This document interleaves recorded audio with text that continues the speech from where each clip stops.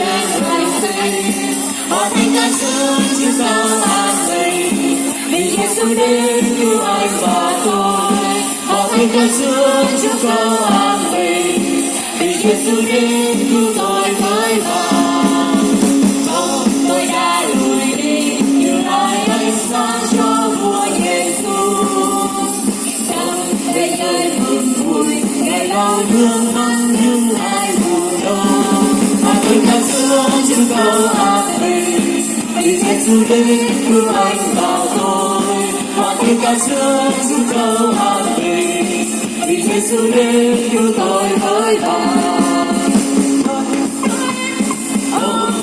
Vui tươi và một năm mới phước hạnh bình an. Anh vui tươi, anh vui tươi và một năm mới phước hạnh bình an.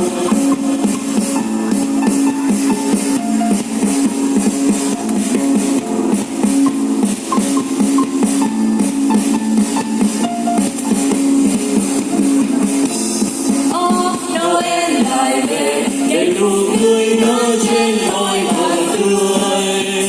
Dòng mây rơi màu vàng, dòng ca tiếng nói khắp trên hành tinh. Họ thành ca sướng chúc sao an bình, vì Giêsu đến cứu anh và tôi. Họ thành ca sướng chúc sao an bình, vì Giêsu đến cứu tôi với vàng. Tôi đã lùi đi, nhưng lại ánh sáng cho vua Giêsu. Khóc mây rơi mừng vui, để lau nước mắt những ai khổ đau.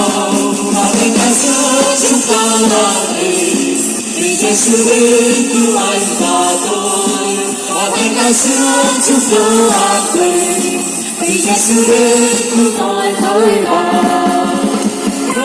Anh vui tươi, anh vui tươi và một năm mới phước hạnh bình an.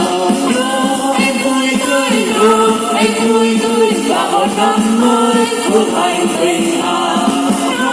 Anh vui tươi, anh vui tươi và một năm mới phước hạnh bình an. Anh vui tươi, anh vui tươi và một năm mới